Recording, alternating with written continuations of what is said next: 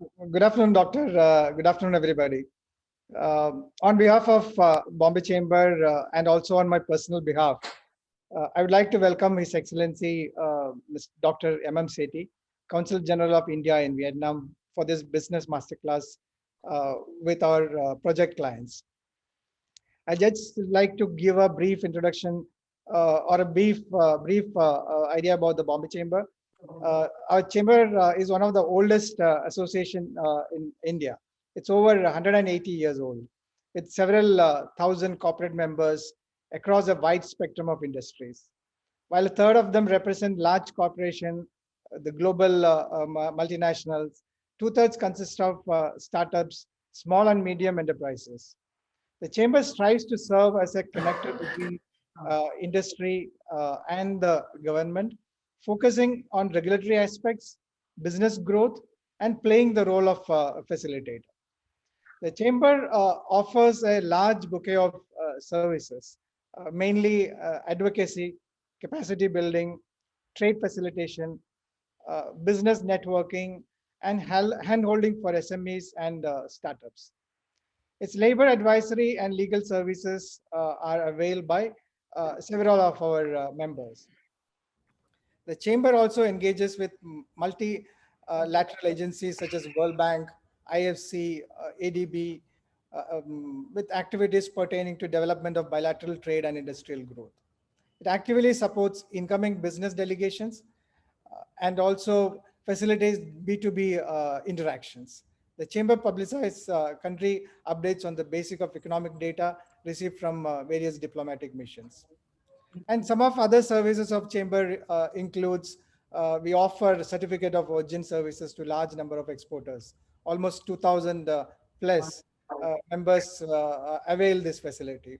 And the board follows four mission elements, namely sustainable economic growth while balancing it with climate change, ease of doing business, unlocking the potential powers of women, and integrating into economic building initiatives. And also, we have a lot of initiatives in digital strategies. And as most of you are aware, Bombay Chamber is involved with a project on the internationalization of SMEs across the great Mekong sub-region, which includes Cambodia, Thailand, and Vietnam, and India. This project is an advanced stage wherein around 500 SMEs have gone through the training cycle, and almost 70% are going through the mentorship. Many of them have started interacting B2B partner search, and some of them also have signed MOUs prior to finalizing their collaboration. So this project has become really very interesting, and we are receiving a lot of traction as well. As a part of this project activity, we are in regular contact with the Vietnam consulate. We look forward to participate in trade delegations. As a representative of India, we would like you to encourage Dr. Sethi, our clients, to explore India-Vietnam trade and investment opportunities. And in fact, we have signed recently a MOU with one of the large supply chain companies in Vietnam as well. So your insights and advice on making successful business relationship amidst this global uncertainties will be really appreciated. On behalf of Chamber and all our members, once again, I thank you, Dr. Sethi, for kindly making it convenient for this session. And we would like eagerly looking to hear from you, sir. Thanks a lot. Over to you, Praveen. Now I would request, thank you, Anil sir. Yeah, so I would be requesting Dr. Sethi to start with his presentation and a speech. Yeah, thank you, Mr. Praveen. And first of all, I like to thank you, all of you, and for giving me this chance to speak to all of you. So just now I came back from a 2 hours long drive from a province, so maybe feeling a little bit sicky, but let me just talk to you from my experience. I'm here for last 15 months, 15 to 16 months. Just overall, as a summary, I can tell that Vietnam is growing, and it is the right time for us to enter into this market for trading or investment opportunities. If you can do more and more partnership with Vietnamese companies, it will be helpful to us also. because in future some of the products Vietnam may like to displace us in coming days, if I'm not wrong. So let me start. I'll just speaking mostly on Vietnam from a point of when they started the reform process and how is the size of the economy now, who are the big trade partners, how India is faring among them, how much we have invested here, how we can enter into this market, and what are the opportunities for our companies for investment. So let me start actually. Dear friends, dear colleagues, I think we know Vietnam started its reform process known as Moi Doi reform in 1991. And after 1991, Vietnam is on a growth trajectory. The period 2010 to 2020 is considered as very important for Vietnam because during this period, this Vietnam country, it saw expansion of its market, high growth of GDP, and entry of more foreign players. And as in the last 2 years, as we know, due to the trade war between US and China, so big MNC companies, they shifted their part or whole production line to Vietnam. Vietnam has its own advantage due to its strategic location, young population, cheap labor, and large number of free trade agreements which it has signed. Almost 14 free trade agreements, which is allowing Vietnam to export its product to 60% of the world product market, world import market, you can tell it. If you take the size of Vietnam, it is lesser than size of our Rajasthan. But if you see the GDP, it is more than 3 times of Rajasthan's GDP.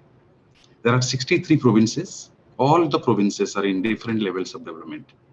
If you come to Vietnam, you'll see the fantastic road connectivity, air connectivity, I mean port connectivity also.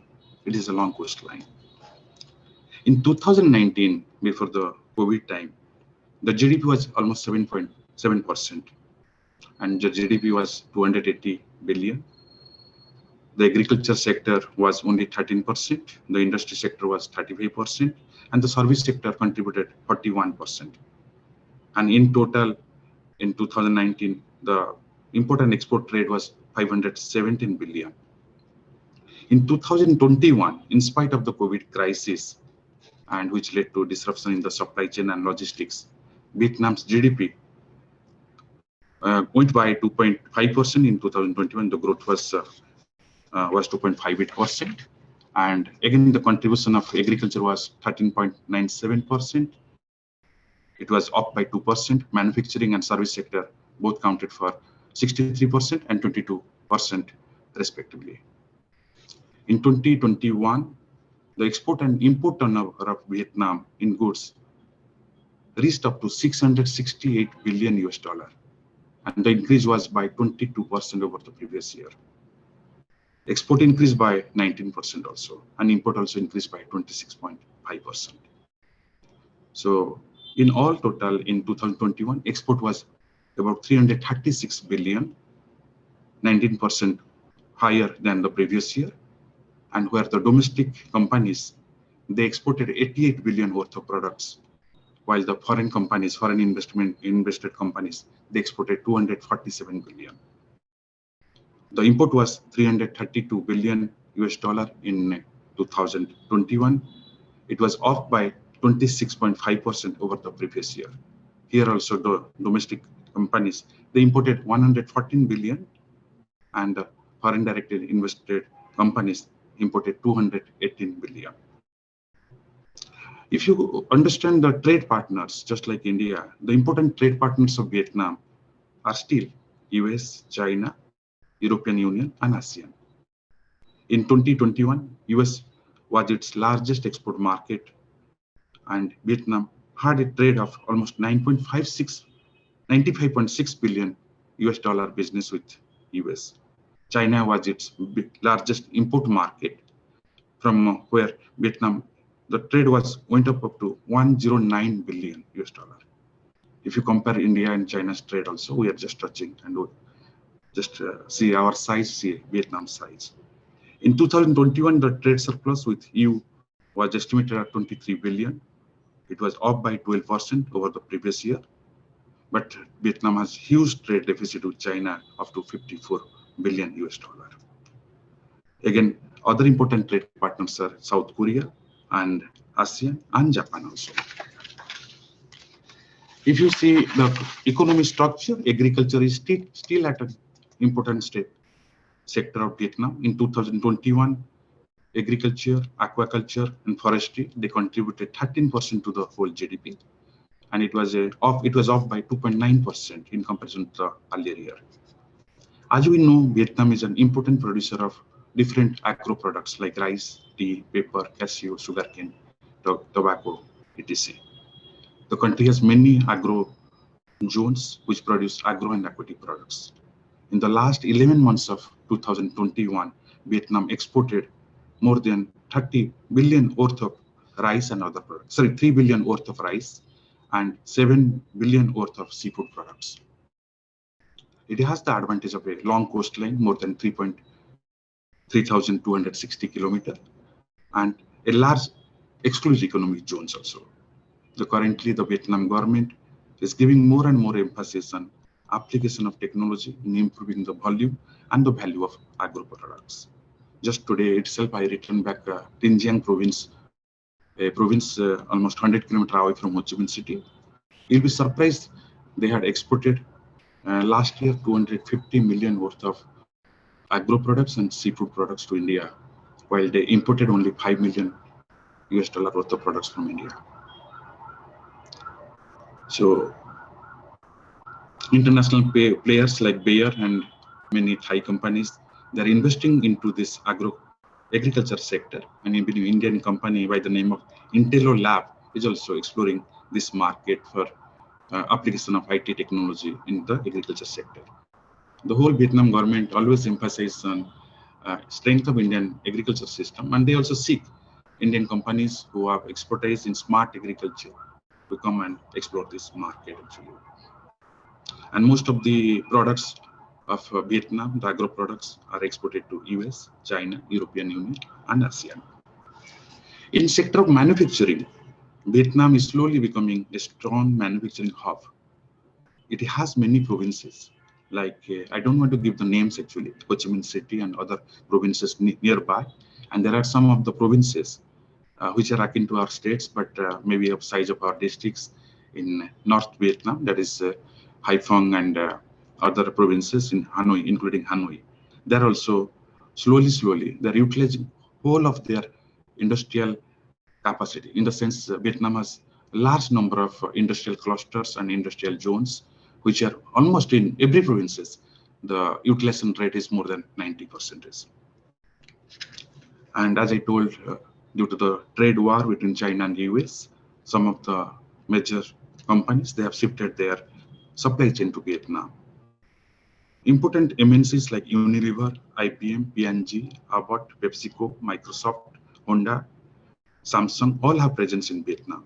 And currently, Vietnam produces industrial products in areas of textile, leather, plastics, construction materials, food, mobile phones, milk powder, auto and scooters for the whole world. And there is an advantage for Vietnam is the presence of large number of deep sea ports at Hai Phong, Quang Ninh in the north, and Da Nang in central, Baria Bung Tau in south, and lots of riverine ports which are very well connected to each other province. Vietnam has also developed very good logistic system in the last 10 to 15 years. The major industries in Vietnam which have been invested by foreigners or by the domestic companies are in the items of electronics, mobile phones, food processing, garments, footwear, mining, cement, steel, power, construction, chemical, fertilizer, glass, shipbuilding, seafood processing, oil and tin. In 2020, some of the sector suffered due to the COVID-19 pandemic, but in spite of that, Vietnam succeeded in exporting US 51 billion worth of mobile phones and accessories to the whole world, and US 44.6 billion worth of computer, electronic hardware and spare parts, US 29.8 billion worth of garments, US 16.8 billion of footwear, and US 12.4 billion worth of wooden products. Vietnam is one of the important country which is into also manufacture of wood and furniture items. Vietnam also exported 8.4 billion worth of US dollar worth of seafood items and 5.3 billion worth of iron and steel to the whole world. And service sector, if I can tell, Vietnam is now being considered as an IT country in Southeast Asia. If you see the IT sector in Hanoi and Ho Chi Minh City, there are more than 153 large companies are based both in Hanoi and Ho Chi Minh City. We know Indian company SCL has a base in Hanoi also. Ho Chi Minh City also they are trying to explore. And in education sector also, Vietnam is coming up. They have more than 800 universities in whole Vietnam, small and major, including the national institutions. In my jurisdiction, there are more than 280 universities. As we understand that Vietnamese people, about 94% of the adult population, they're into employment. So there is a double income, and Vietnamese families, they give more stress on educating their children. Almost 47% of their income goes for spending on their child's education. And another important point also I want to share that 42% of Vietnam's population belong to that golden age below age of 24. Although Vietnam will also catch up, and aged people will catch up maybe after 10 years. Logistic, as I mentioned very clearly, because the advantage Vietnam is getting mostly due to its logistic advantage actually, which India does not have, unfortunately. It is an important sector which has supported and connected and promoted the socio-economic development of Vietnam in a large way. In 1990s only, this sector developed, and it has developed strongly in a very short period of time. There are more than 3,000 domestic logistic companies in Vietnam, and 30 are major enterprises. If you take the name, so DHL, FedEx, Maersk Logistics, APL Logistics, CJ Logistics, KMTC, all have their office in Vietnam. So currently, most of the logistic companies are providing different logistic services. They do domestic transportation, sea and airport operations. They provide warehousing, cargo management, international transportation. And in particular, transportation is the most important service sector in Vietnam's logistics system. And the logistics sector is growing at a rate of 14 to 16% on an annual basis. Now it is valued at 40 to 42 billion US dollar. As per the World Bank report 2018, Vietnam logistic performance ranked 39 out of 60 countries participating in the study. So this is all part about Vietnam, how it is growing fantastically. About our engagement with Vietnam, I will just like to emphasize. We had a very small trade of 200 million in the year 2000, but after that, our bilateral trade has picked up. In April 2020 to March 2021, bilateral trade has reached 11.12 billion US dollar, while Indian exports to Vietnam around 4.99 billion US dollar, and while import from Vietnam is around 6.12 billion US dollar. Earlier there was a 400 to 500 million US dollar deficit, but now this year it has become more than 1 billion US dollar USD deficit. And there is a marked decrease of 22.47% in the bilateral trade on year-on-year basis, largely due to COVID-19 related disruptions. In this year 20 and 21, Vietnam was our 15th largest trading partner globally and 4th largest within ASEAN, following Singapore, Indonesia, and Malaysia. For Vietnam, India is still the 10th largest trading partner. India exports commodities, mostly iron and steel, machinery, pharmaceutical, fishery items, cotton, frozen meat, auto components, chemicals, animal feed ingredients, cereals, plastic raw materials. We also buy from Vietnam mobile phones, accessories, electronic items, machinery and equipment, chemicals, copper, articles of copper, products of iron, steel and agro-based commodities. In 2020, major items exported from India were iron and steel, machinery and equipment, pharmaceutical, which has shown a little bit increase due to the COVID, seafood, which has gone down, and auto components, which is almost 199 million US dollar worth. And major exports from Vietnam, as I told, machinery and equipments, electronics hardware. And about investment by Indians in Vietnam, we have invested about if you tell Indian companies rotate through third countries like Singapore, almost 1.9 billion US dollar through third countries. We have more than 315 valid projects. If you take only India, with a capital investment of 991.76 million US dollar, we rank 26th among countries and territories investing in Vietnam. You'll be surprised more than 161 countries have invested in this country. It may be a small country.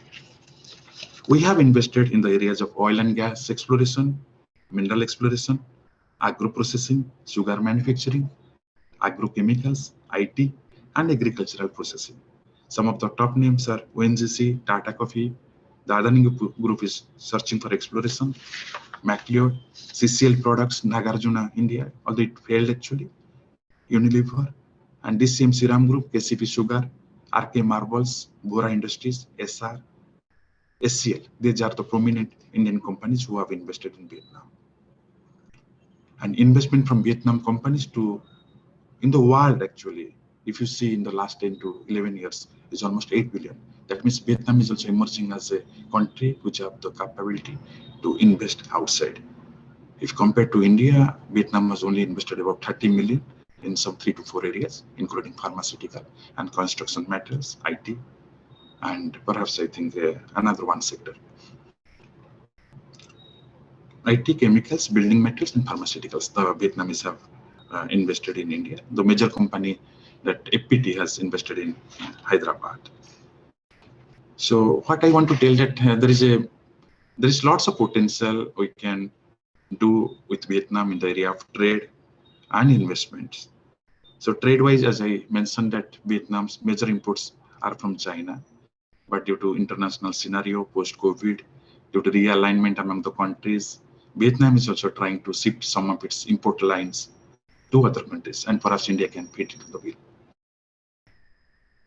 In 2021 December, the Prime Minister of India and Vietnam, they jointly planned and announced a vision for future engagement known as Vision for Peace, Prosperity and People, where both the leaders they announced to enhance the bilateral trade and investment also. And if you know, India is one among the 4 countries Vietnam has comprehensive strategic partnership. And on diplomatic front, we have very good and strong relationship. Just on 7th January, we celebrated the 50th year of establishment of our diplomatic relationship with Vietnam. And when you talk to Vietnamese leaders or the people, they are still nostalgic about President Ho Chi Minh's visit to India and India's stand for their anti-colonial struggle and the unification struggle which they waged against the French colony in colonization in 1997. So areas where I feel that these are the priority areas as per the leaders, we can definitely see for investment. It's in oil and gas and defense industry, renewable energy, energy conservation, healthcare, engineering, agriculture, food processing, garment and textiles, where Indian companies can explore for investment. There are challenges due to this COVID crisis, but I think after month of March, hopefully there will be more and more engagements, because my office in the embassy, we are unable to have any kind of direct contact than online meeting and sessions. But we'll be happy that after the COVID crisis lesson, if there will be any delegation planned by Bombay Chamber of Commerce, we'll happily welcome them. We'll arrange very different kind of meetings for them. So again, if I tell about the potential for exports from India, what I understand that areas like frozen meat, seafood, oilseed, animal feed ingredient, cotton, steel products, pharmaceuticals again, vaccines, API, medical equipments, automotive components, chemicals, leather, fabrics, textile materials, we can also export to Vietnam. I understand that there are some barriers by Vietnam government in regards to they go for imposing tariff and non-tariff barriers. Sometimes there is no equal play for the items for importing from India. I understand that embassy has taken up some matters relating to pharmaceutical sector. Perhaps the Vietnam government will like to discuss on allowing more and more Indian pharmaceutical products to Vietnam maybe after some time after the discussion, because we have a joint trade committee meeting also where it is going to be discussed. And so in conclusion, what I can like to tell from a Indian point of view, this country is growing and it is unstoppable. It has its own dream. It's going to displace or replace Singapore in GDP by 2030. And the country is full of youth energy, so there is aspiration, there is growth. But what I'm seeing now, that more and more investment is coming to land estate construction, but very less investment to healthcare and education sector, which is a strong point from India point of view. We'll be happy if some of your members will be happy to collaborate with the local universities, local healthcare institutions, which we are planning also in coming days, no doubt. And we'll be happy to organize multiple meetings with all of you. So this is in a nutshell, and I was requested that just to tell something about the entry part, strategy and tax incentives, because only one point I can like to tell here that Vietnam is an attractive destination for foreign investors.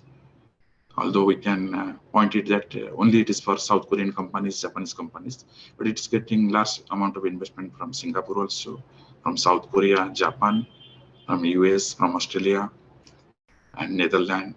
If you take China, you break it from Hong Kong and Taiwan also. And here being a country just 4 hours flying distance from us, connected by sea, it can be a preferred destination for our companies to explore trade and investment opportunities, because we have a long historical connection.